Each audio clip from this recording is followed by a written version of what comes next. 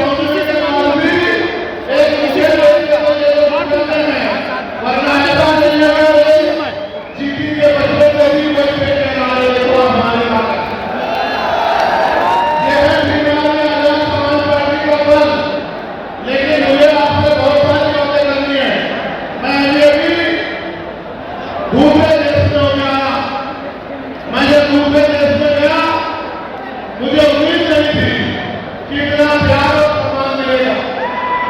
आगे देखो, मैं आसिया गया तो लगभग 10 देश के लोग आए करने के लिए।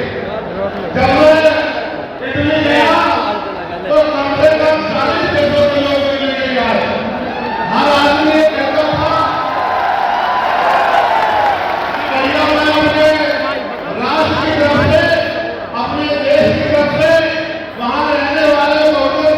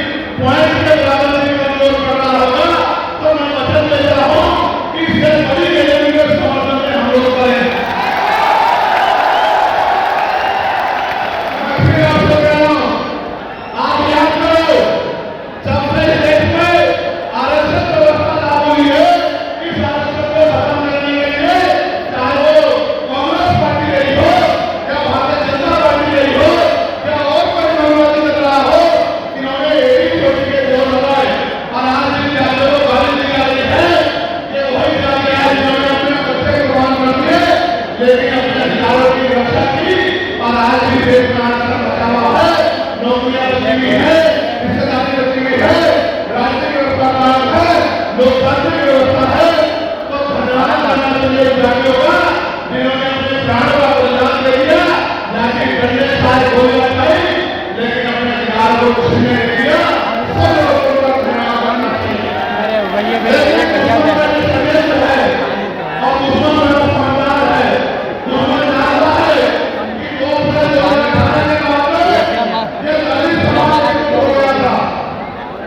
जब दलित समाज एकजुट हुआ तो वो ये सोचने लगे कि इनकी एकता को कैसे तोड़ा जाए।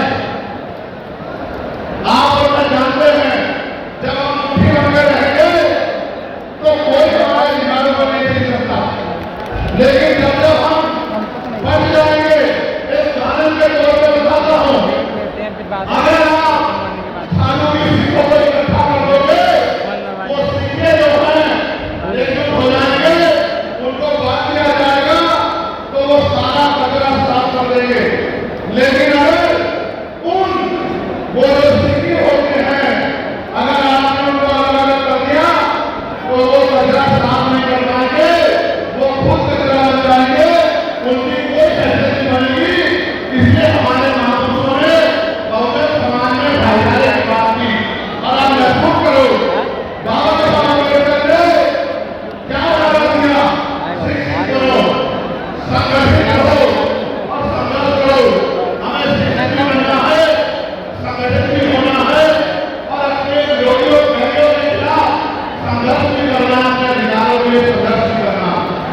मैं जब देश के बाहर गया तो मैंने देखा कि वो लोग तरक्की कर रहे हैं, उनकी जिंदगी खुशहाल है, उनकी जिंदगी अच्छी बन रही है।